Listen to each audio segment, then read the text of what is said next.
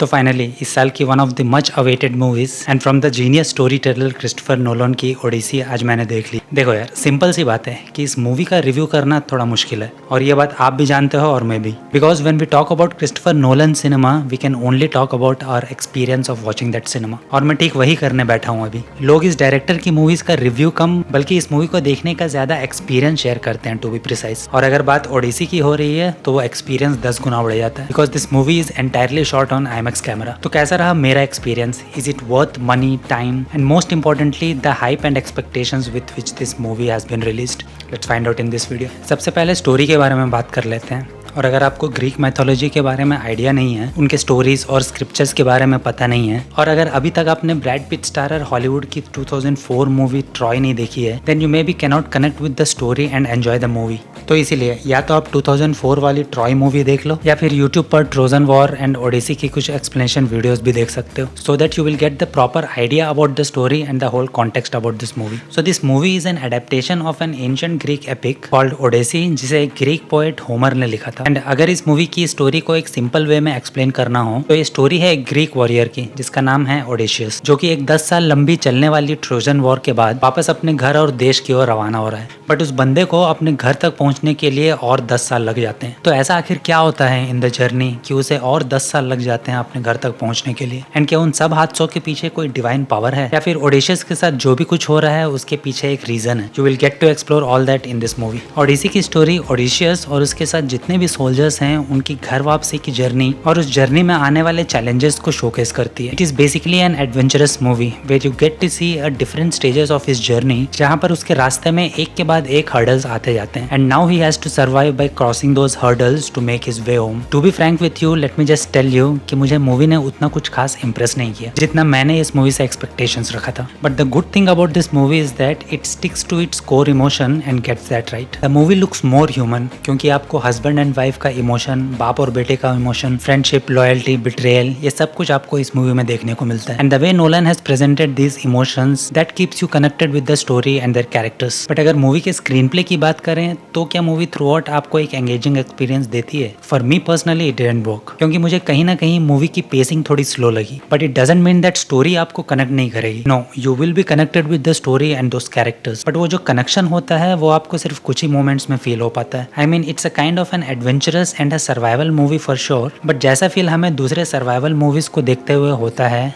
Like the classic movie Cast Away, वैसी feeling आपको इस मूवी को देखते हुए नहीं होती। अगर मैं आपसे कहूँ कि ये मूवी आपको कुछ खास थ्रिलिंग एक्सपीरियंस भी नहीं दे पाती तो ये झूठ नहीं होगा, because basically the treatment of this movie is more poetic rather than making it thrilling.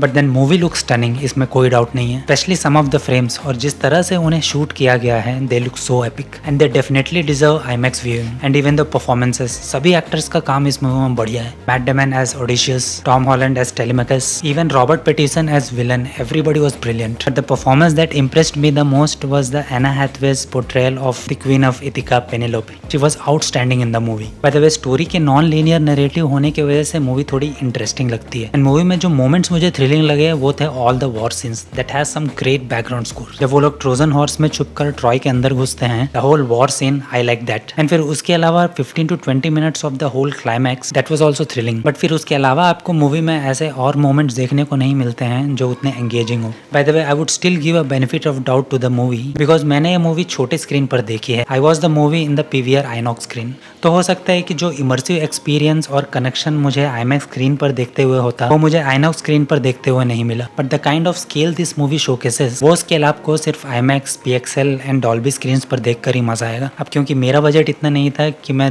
1500 या 2000 रुपए का टिकट खरीदूं on the first week, so I chose to go for the smaller screen. So finally at last what I can say about the movie is that कि movie आपको एक visual spectacled तो जरूर देती है। एंड मूवी स्टार्ट होते ही आप ओडिसी के दुनिया में ट्रांसपोर्ट भी हो जाते हो with some epic landscapes and great performances. But क्या आपको वैसा सेटिस्फैक्शन मिलता है जो आपको अब तक नोलन की बाकी मूवीज को देखकर आया था? I doubt. But still may be मैंने इस मूवी से कुछ ज़्यादा एक्सपेक्टेशंस लगा ली थी एंड हो सकता है कि आपका एक्सपीरियंस कुछ अलग हो। तो इसीलिए let me know that what was your experience of watching this movie. और अगर अभी तक आपने मूवी नहीं देखी है then just go and watch it, and हो सके तो IMAX में ही देखना for the best experience. So ये था मेरा review on the movie Odyssey, and if you like this review please consider giving a thumbs up. और अगर आपको ऐसे ही डिटेल मूवीज रिव्यूज देखना पसंद है and if you are new to this channel then please consider subscribing the channel. See you in the next video, till then take care, bye.